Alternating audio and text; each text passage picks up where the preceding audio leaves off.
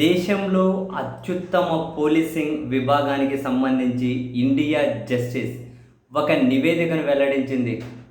అందులో ఆంధ్రప్రదేశ్ రెండవ స్థానంలో ఉంది. ఆశ్చర్యకరంగా ఇది చంద్రబాబు నాయుడు గారి ప్రభుత్వ ఘనతగా ప్రచారం జరుగుతూ ఉండడం చూసి నాకు కాసింత ఆశ్చర్యం కలిగింది. బట్ ఆశ్చర్యపడాల్సిన అవసరం కూడా లేదు.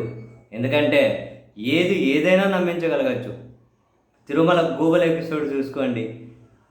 టీటీడీ చైర్మన్ 22 చనిపోయాయి అన్నారు, ఈఓ 43 అన్నారు, తిరుపతి ఎమ్మెల్యే 40 అన్నారు, ముఖ్యమంత్రి గారు 0 అన్నారు. ఈ ఒక్కోరు ఒక మాట చెప్పి అసలు గోగులే చనిపోలేదని చెప్పి లాస్ట్కి ప్రచారం చేస్తూ ఉన్నారు. అంత యథేచ్ఛగా, అంత ప్రజలను మిస్లీడ్ కాదు, ప్రజలను పూర్తిగా తప్పుదారి పట్టించే విధంగా కళ్ళ ముందు కనిపించేది వాళ్ళు మాట్లాడిన మాటలనే తప్పుగా ప్రచారం చేసేటప్పుడు ఇంక ఇండియా జస్టిస్ నివేదికో ఇంకొకటో అర్థం కాని లెక్కలు జనానికి ఏమర్థమవుతాయని వాళ్ళు ఏం చెబితే అదే నిజమని.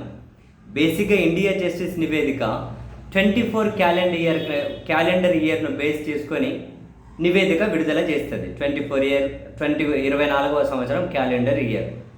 అంతకు ముందు సంవత్సరం నుంచి ఉన్నటువంటి ప్రమాణాలను, పనితీరును బేస్ చేసి 24 ముందు సంవత్సరం నుంచి అంతకు ముందు నుంచి ప్రమాణాలు పరిగణలోకి తీసుకుంటే ఎవరి పనితీరు ఇది?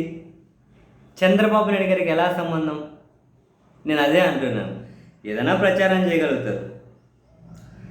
అందుకే సాక్షి వాళ్ళగానే హెడ్డింగే పెట్టారు ఫ్రంట్ పేజీలోనే, జగన్ పాలనలోనే అత్యుత్తమ పోలీసింగ్, బాబు ఘనతగా నమ్మించేందుకు కుయుక్తి, తనది కాని ఘనతను తనదిగా చెప్పుకునేందుకు చంద్రబాబు ప్రభుత్వం నిస్సిగ్గుగా ప్రయత్నిస్తూ ఉండడం విస్మయపరుస్తుంది అని వాళ్ళు కూడా ఒక కథనాన్ని రాసుకుంటూ వచ్చారు.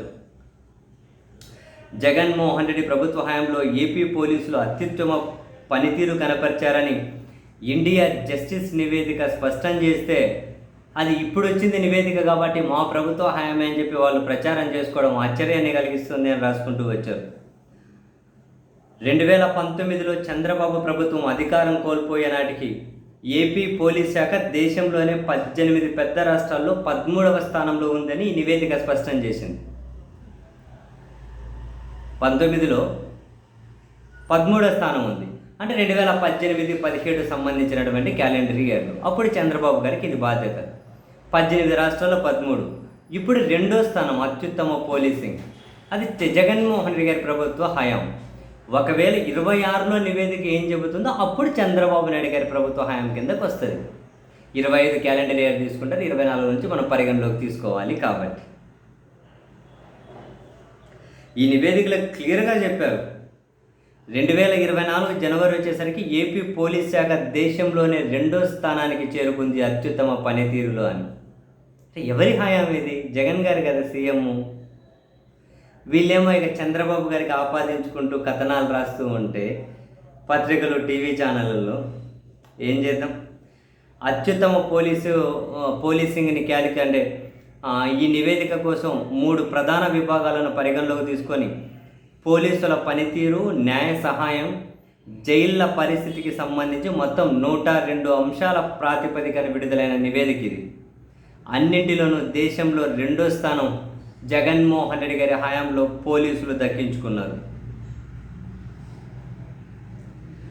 శాంతి భద్రతల పరిరక్షణ 23, 24లో శాంతి భద్రతల పరిరక్షణ, కేసుల పరిష్కారం, ఇటువంటి విషయాల్లో ఆంధ్రప్రదేశ్ పోలీస్ శాఖ దేశంలోనే అత్యుత్తమ పనితీరు ప్రదర్శించారు అని ఇండియా జస్టిస్ నివేదిక ప్రశంసించింది.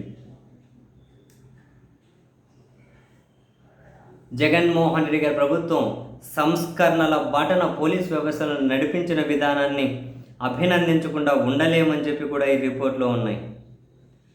మరి ఇలా ఉంటే మరి చంద్రబాబు నాయుడు గారికి ఘనత ఎట్లా అవుతుంది?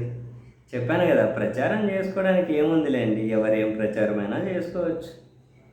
ఏం చేద్దాం, ఏమంటారు?